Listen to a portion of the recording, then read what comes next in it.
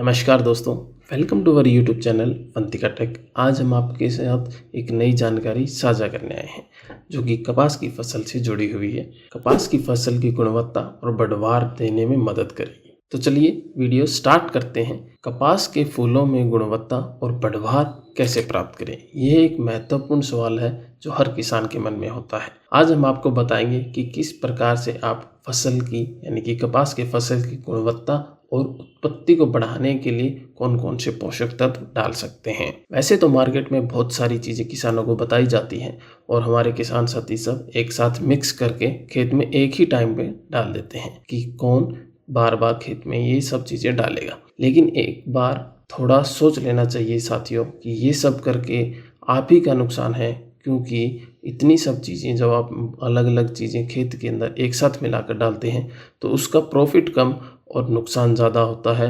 और नुकसान के साथ साथ में, क्योंकि जितनी हमें रिक्वायरमेंट है उससे अगर ज़्यादा हम खुराक पौधे को देते हैं तो वो पौधा झेल नहीं पाता और उसके साइड इफ़ेक्ट्स देखने को मिल सकते हैं। तो साथियों, एक एप्रोप्रिएट डोज की हमें ज़रूरत है जो कि कपास की फसल के लिए हमें डालनी चाहिए। किसान साथियों, अभी ऑलमोस्ट आधा महीना अगस्त का निकल चुका है। जिन जिन किसान साथियों ने अप्रैल या मई के अंदर जो कपास लगाया है वहाँ पर इस समय हमें कपास की फसल में बढ़वार की ज़रूरत है, यानी कि फूल, पत्ती और टिंडे की क्वालिटी बढ़ाने में, क्योंकि हाइट जितनी बढ़नी थी उतनी बढ़ चुकी है। अभी हमें हाइट बढ़ाने की ज़रूरत नहीं है।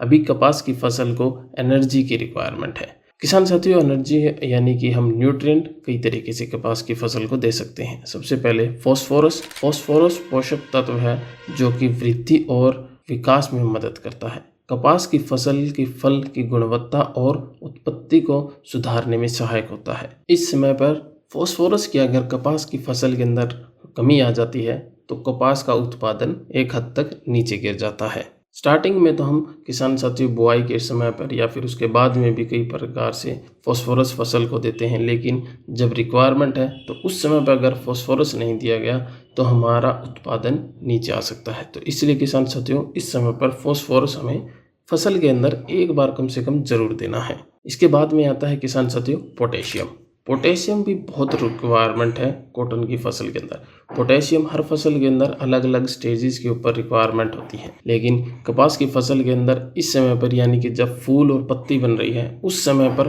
पोटेशियम फसल को जरूर देना चाहिए। यह बहुत महत्वपूर्ण है इस समय पर कपास की फसल के लिए। तो किसान साथियों, अगर फॉस्फोरस और पोटेशियम हमें एक साथ लेना है तो हमें अलग अलग से पैकेट लेके आने की ज़रूरत नहीं पड़ती है। हम 05234 के अंदर दोनों की मात्रा मिल जाती है।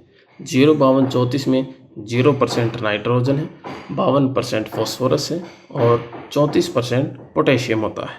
05234 के साथ में किसान साथी बोरोन का प्रयोग कर सकते हैं। बोरोन भी एक ऐसा माइक्रो न्यूट्रिएंट है जो कि कपास की फसल के विकास में महत्वपूर्ण भूमिका निभाता है। यह फूलों की उत्पत्ति और उनके साथ विकास में बहुत मदद करता है। बोरोन की सही मात्रा मिश्रण करने से फसल की गुणवत्ता में सुधार हो जाता है। किसान साथियों, अगर हम इन दोनों के साथ में कम्बिनेशन की बात करें 05234 और बोरोन की, तो आपको डोज क्या लेनी है। किसान साथियों, अगर आप स्प्रे के माध्यम से फसल को न्यूट्रिएंट देना चाहते हैं तो आप 1 किलोग्राम की जो एक पैकेट आता है 05234 का यूज़ कर सकते हैं। उसके साथ में 200 ग्राम बोरोन आप प्रति एकड़ के हिसाब से यूज़ कर सकते हैं। किसान साथी जिनके यहाँ थोड़ी सी और ज़्यादा रिक्वायरमेंट है वो 1 से 1.5 किलोग्राम प्रति एकड़ के हिसाब से 05234 यूज़ कर सकते हैं। 05234 का उपयोग जब फसल में फूल आने की अवस्था में हो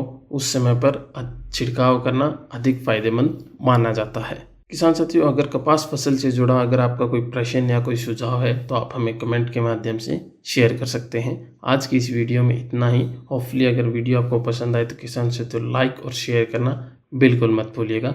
हमारी कॉटन फसल से रिलेटेड एक प्लेलिस्ट है, आप वहाँ पर भी जाकर प्लेलिस्ट चेक कर सकते हैं। धन्यवाद।